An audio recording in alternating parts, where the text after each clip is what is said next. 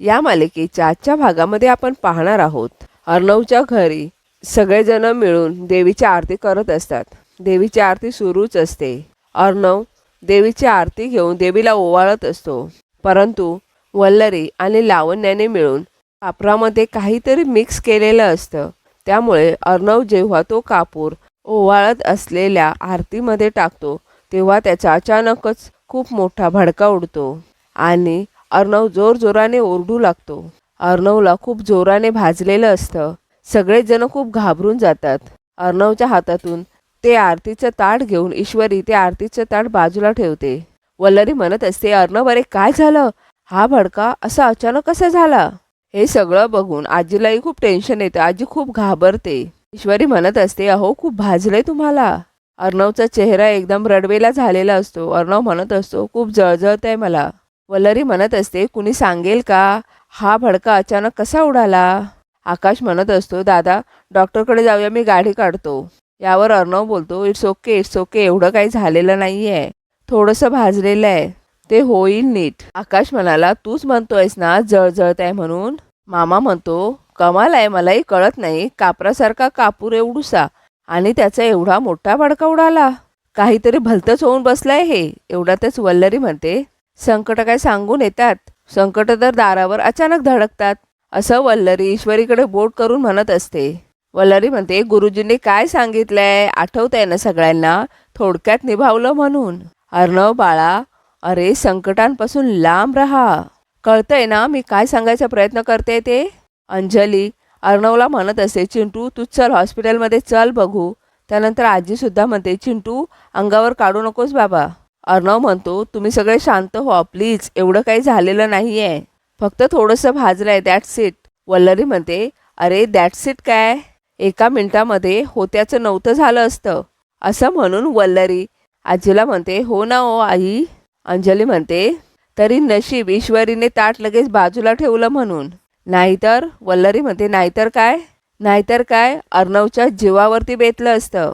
कुणामुळे घडलंय आणि कुणामुळे वाचलंय हा प्रश्नच आहे। इतक्यातच अर्णव म्हणतो, मामी। आजी म्हणते, मामी काय, तुला काही झालं असतं म्हणजे? अर्णव आजीला म्हणतो, आजी। अंजली म्हणते, आजी तू नको काळजी करूस त्याची, तू स्वतः आजारी आहेस, चल बघू, चल तू आत चल, तू आराम कर, असं म्हणून अंजली आजीला आत घेऊन जाते। सर्वजण तेथून निघून गेल्यावर ईश्वरी अर्णवला म्हणते, चला मी मलमपट्टी करून देते, असं म्हणून ईश्वरी अर्णवला रूममध्ये घेऊन जात असते। लावण्या मात्र रागानेच ईश्वरी आणि अर्णवजवळ बघत असते। दुसरीकडे राकेश खूपच ड्रिंक केलेला असतो आणि तो फक्त ईश्वरी ईश्वरी असं म्हणत असतो। राकेश ईश्वरीचा फोटो हातामध्ये घेतो आणि ईश्वरीशी बोलत असतो। राकेश म्हणत असतो, बघितलं ईश्वरी, तुझ्यासाठी रक्त सांडण्याची सुद्धा तयारी होती माझी, तुला माहिती आहे काहीही झालं तरी तू माझीच राहणार आहेस, असं म्हणत राकेश आपल्या हाताला असलेलं रक्त ईश्वरीच्या फोटोला लावत असतो आणि म्हणत असतो, माझ्या हाताचं कुंकू लावलंय मी तुला, आता तू माझी झालीस कायमची, आता तू जगाच्या पाठीवर कुठेही गेलीस तरी तू माझीच राहणार, माझी ईश्वरी, राकेशची ईश्वरी। तू कितीही लांब गेलीस ना तरी मी खेचून आणेन तुला माझ्याकडे आणि तुला सुद्धा यावंच लागेल माझ्याकडे, येणार ना? असं म्हणून राकेश जोरजोराने हसत असतो। राकेश पूर्णपणे वेडा झालेला असतो। आजी इकडे अंजलीला म्हणत असते, गुरुजींची भविष्यवाणी खोटी नाही ठरायची, मला माहीत होतं आज काहीतरी नक्की विपरीत घडणार, माझ्या डोळ्यासमोर माझा चिंटू। एवढ्यातच अंजली म्हणते, आजी अगं तू असा विचार का करतेस, तो एक अपघात होता, उलट ईश्वरीमुळे चिंटूला फार काही झालं नाही, हे पाहिलं नाहीस का तू? तेवढ्यातच वल्लरी आणि लावण्या तेथे आलेल्या असतात। वल्लरी म्हणते, पाहिलं तर सगळ्यांनीच आहे ग, ज्या क्षणी त्या अपशकुनी मुलीने देवीचा मळवट भरला ना तेव्हापासूनच संकटाला सुरुवात झाली आहे। अंजली म्हणते, अगं हे काय बोलतेस तू मामी, हा योगायोग होता फक्त। वल्लरी म्हणत असते, अरे आता तरी जागे व्हा, इतकी वर्ष आपल्या घरात कुळाचार, नवरात्र, पूजा सगळं काही होतंय, पण हे असं घडताना पाहिलं नाही आहे मी कधी। लावण्या म्हणते, एक्झॅक्टली, इतकी वर्ष मी सुद्धा पूजा अटेंड करते, पण हा असा अपशकुन कधीच का झाला नाही? यावर वल्लरी म्हणते, मी सांगते। त्यानंतर वल्लरी आजीजवळ जाते आणि म्हणते, आई अहो हे सगळं ईश्वरी आणि अर्णवची पत्रिका जुळत नाही आहे म्हणून होतंय, आता तरी सगळ्यांनी जागे व्हा. एवढ्यातच अंजली म्हणते, बास प्लीज, नको अजून वाढवायला हा विषय. जे घडलं तो फक्त एक योगायोग होता आणि आपण सगळ्यांनी विसरून जाऊया हे सगळं. आणि जे घडलं त्यात ईश्वरीचा काही एक दोष नव्हता. वल्लरी म्हणत असते, आई हे बघा, मला तुम्हाला घाबरवायची अजिबात इच्छा नाही आहे, पण गुरुजींची भविष्यवाणी हळूहळू खरी ठरताना दिसते आहे, असं म्हणत वल्लरी लावण्याला खुणावत असते. लावण्या म्हणते, ओ गॉड, मला तर खूप भीती वाटते. म्हणजे ARच्या जीवाला 24/7 धोका? हे ऐकून अंजली म्हणते, लावण्या? वल्लरी म्हणते, लावण्या काय लावण्या? त्या ईश्वरीमुळे अर्णव वाचला नाहीये, अजून संकटात सापडलाय. आता जीव मुठीत घेऊन राहण्यापलीकडे आपल्या हातात काहीही नाहीये. पुढे अंजली बोलत असते. एवढ्यातच आजी म्हणते, बास, मला काहीही ऐकायचं नाहीये. ही जर संकटाची चाहूल असेल तर काय होणार आहे माझ्या चिंटूचं? अंजली आजीला समजावत असते, परंतु आजी खूपच पॅनिक झालेली असते. दुसरीकडे अर्णव बसलेला असतो आणि आपला हात बघत असतो. नंतर अर्णवला घडलेला प्रकार आठवत असतो. अर्णवला चटका लागल्यावर ईश्वरीने अर्णवच्या हातातून ते आरतीचं ताट घेऊन एका साईडला ठेवलेलं असतं. हे सगळं अर्णवला आठवत असतं. एवढ्यातच तेथे ईश्वरी फर्स्ट एड बॉक्स घेऊन येते आणि अर्णवचा हात पकडते. अर्णव जोरानेच ओरडतो. ईश्वरी म्हणते, मी तुमचा हात पकडलाय आणि लागलाय कुठे तुम्हाला? का ओरडताय? अर्णव म्हणतो, ते फ्लोमध्ये निघून गेलं. त्यानंतर ईश्वरी अर्णवच्या हाताला मलम लावत असते. अर्णव म्हणत असतो, वाव, गारगार लागतंय. ईश्वरी रागानेच अर्णवजवळ बघते. अर्णव म्हणतो, म्हणजे तू जे मलम लावतेस ना त्याने खूप गार वाटतंय. पुढे अर्णव म्हणतो, तू जर असतीस ना तर काय विचार केला असता माहितीये का? जानबुचके करताय तुम्ही हे सगळं. माझी जखम बरी व्हावी असं तुम्हाला वाटतच नाहीये. ईश्वरी म्हणते, हो? अर्णव म्हणतो, हो. ईश्वरी म्हणते, डेसिबल लेवल. अर्णव म्हणतो, ते तुझ्या कॅरेक्टरमध्ये घुसलो होतो ना, त्यामुळे डेसिबल लेवल आपोआप वर गेली. पण तू असाच विचार करतेस आपलं लग्न झाल्यापासून. ईश्वरी म्हणते, तुमची ही जखम बरी व्हावी ना म्हणून मी करते हे सगळं. हे मला माहिती आहे. तुम्हाला जो विचार करायचा आहे ना तो करा. अर्णव आपला हात ईश्वरीच्या हातातून खाली करतो आणि म्हणतो, मी पण जे करतो ना ते विचार करूनच करतो. त्यानंतर ईश्वरी अर्णवच्या हातावर फुंकर घालत असते. यावर अर्णव म्हणतो, असं वाटतंय ड्रॅगन तोंडाने आग ओततोय, पण तरीही गारगार वाटतंय. ईश्वरी म्हणते, जोक कसले करताय हो? स्वतःची स्वतःला फिकीर नाही, गिरे तो भी टांग ऊपर हा ॲटिट्यूड, आणि वर दुसऱ्याच्या जीवाला घोर लावायचा.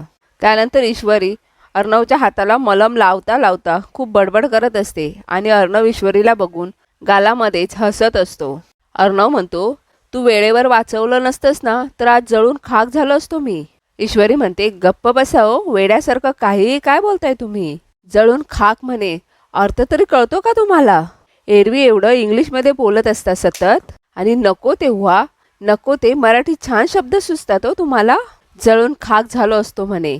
आपण काय बोलतोय, समोरच्याला त्याचं काय वाटेल याचा काही विचारच नाही. मनात आलं की ते बोलून मोकळं व्हायचं. एखाद्याला आपली काळजी आहे तर ती काळजी वाढवायला अजून काहीतरी वागायचं. असं का? हे सगळं ना फक्त तुम्हाला छान जमतं. दुसऱ्यांचा काही विचारच करायचा नाही. हा असला विचार परत जरी मनात आणला ना तरी मुझसे बुरा कोई नहीं होगा, असं म्हणत ईश्वरी अर्णववर खूप ओरडत असते. अर्णव म्हणतो, एक मिनिट मिस इंदौर, तुला जे बोलायचं आहे, तू जे करतेस आणि तुझ्या जे मनात आहे ते सर्व जुळत नाहीये. हे सर्व ऐकून ईश्वरी हां असं करते. अर्णव लगेच ईश्वरीचं तोंड बंद करतो आणि म्हणतो, तू तोंड बंद कर आणि मलम लाव, जखम भरायला हवी. त्यानंतर थोड्या वेळाने ईश्वरी स्वतःशीच म्हणते, इशू, अगं हे काय होतं नेमकं? अगं भडकूच्यांची काळजी का वाटायला लागली तुला अचानक? आकाश इकडे कापूरची डब्बी हातामध्ये घेऊन त्याला सारखा बघत असतो. एवढ्या तेथे मामा येतो. मामा म्हणतो, काय रे एवढं काय बघतोयस? आकाश म्हणतो, एवढा भडका का निघाला? हा कापूर जर फॉल्टी असेल तर त्या कंपनीची कशी वाट लावतो ना तेच बघा. मामा म्हणतो, ए थांब, एवढी घाई का करतोयस? हे बघ आकाश, उगाच घाई करू नकोस. तेवढ्या तेथे अंजली येते. मामा अंजलीला आजीबद्दल विचारतो. अंजली म्हणते, आजी खूप पॅनिक झाली आहे. यावर मामा म्हणतो, म्हणजे?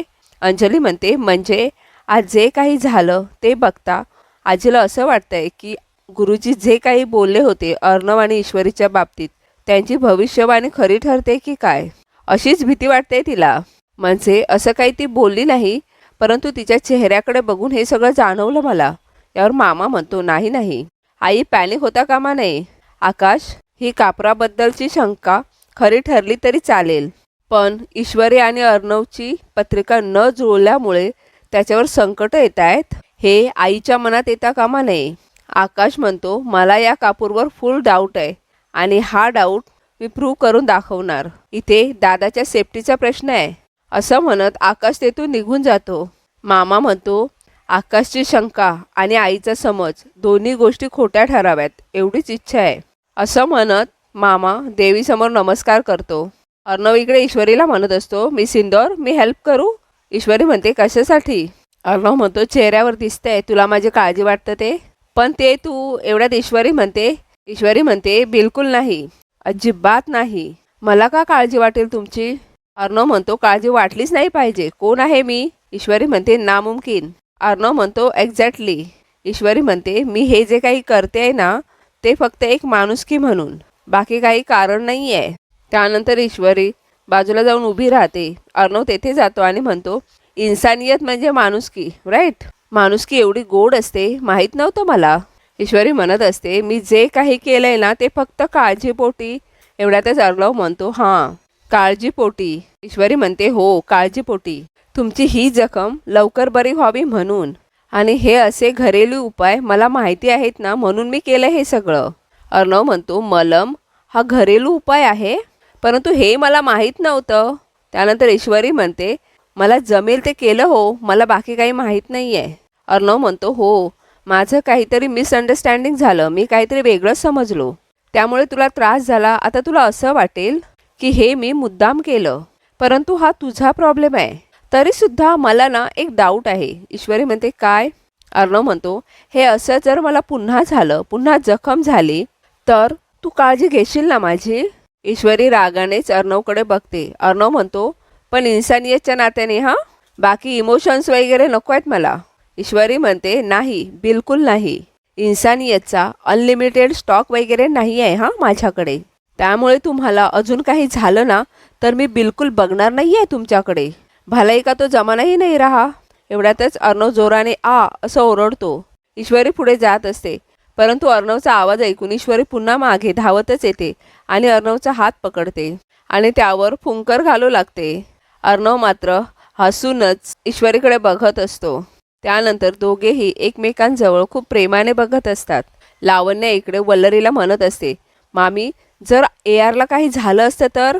वल्लरी म्हणत असते, लावण्या, रिस्क घेतल्याशिवाय आयुष्यात काहीही होत नसतं, समजलं?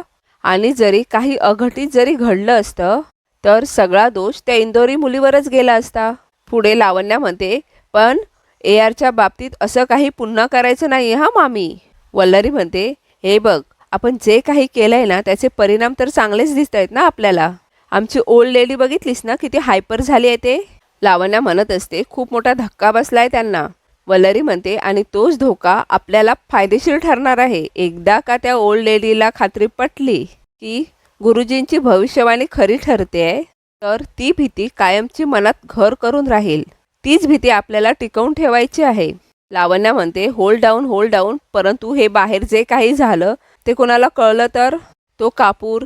वल्लरी म्हणते, तो कापूर तेथे नाही आहे, भडका उडवणारा कापूर इथे आहे. असं म्हणून वल्लरी आपल्या हातामधील कापराची डब्बी लावण्याला दाखवत असते. हे बघून लावण्यासुद्धा हसत असते. वल्लरी म्हणते, देवी समोर आहे तो चांगला कापूर आहे, त्यामुळे कोणी कितीही जरी प्रयत्न केले ना तरीसुद्धा कुणाला काहीही कळणार नाही. ही तर फक्त सुरुवात आहे माय डिअर. इथून पुढे छोटे छोटे अपघात घडवतच राहायचे आहे. मग या सगळ्याला ती ओल्ड लेडी त्या ईश्वरीला जबाबदार धरेल. मग आपण फक्त एकच काम करायचं, त्या ओल्ड लेडीच्या खांद्यावर बंदूक ठेवायची आणि निशाण्यावर असेल ती. लावण्या म्हणते, मिडल क्लास ईश्वरी. वल्लरी म्हणते, करेक्ट. दुसरीकडे अर्णव आणि ईश्वरी एकमेकांजवळ खूप प्रेमाने बघत असतात. अर्णव म्हणत असतो, आज तू जर नसतीस तर काहीही होऊ शकलं असतं. तुझ्यामुळे वाचलोय मी आज, थँक्यू सो मच. असं म्हणून ते दोघेही एकमेकांजवळ खूप प्रेमाने बघत असतात. ईश्वरी अर्णवला म्हणते, हे असं आरती वगैरे करताना जरा काळजी घेत जा. अर्णवसुद्धा मानेने हो असं म्हणतो. त्यानंतर अर्णव म्हणतो, आणखीन काही? त्यानंतर ईश्वरी लगेचच अर्णवचा हात आपल्या हातातून सोडून देते आणि तेथून तडक निघून जाते. ईश्वरी गेल्यानंतर अर्णव स्वतःशीच म्हणत असतो, आज वाचवलंस मला तू मिसिंदर. परंतु आपलं हे नातं कधी ॲक्सेप्ट करशील तू? तुझं तर माहीत नाही, परंतु मी जगूच शकत नाही तुझ्याशिवाय. You have become my life. या मालिकेच्या पुढील भागामध्ये आपण पाहणार आहोत ईश्वरी अर्णवला म्हणत असते, हे जे काही महाभारत घडलंय ना, त्याचे रचयिते तुम्हीच आहात. माझा अजूनही तुमच्यावर विश्वास नाही आहे. अर्णव म्हणतो, नाही आहे ना? ईश्वरी म्हणते, नाही आहे. अर्णव रागानेच म्हणतो, मग गेट लॉस आणि विश्वास ठेवण्यासाठी जागा शोध जा, असं अर्णव खूप रागानेच म्हणतो. त्यानंतर अर्णव ईश्वरीला गो असं सुद्धा खूप रागाने ओरडून बोलतो. थोड्या वेळाने अर्णव मागे बघतो, परंतु मागे ईश्वरी नसते. अर्णव खूप घाबरतो. त्यानंतर अर्णव ईश्वरीला इकडे तिकडे शोधत असतो. अर्णव म्हणत असतो, मिसिंदर कुठे गेली असेल ही? थोड्या वेळाने अर्णव अंजलीच्या रूममध्ये येतो. अंजली अर्णवला म्हणते, काय रे, काय शोधतोयस? आणि ईश्वरी कुठे आहे? हे ऐकून अर्णवला खूप टेन्शन येतं. अर्णव अंजलीकडे बघतच राहतो.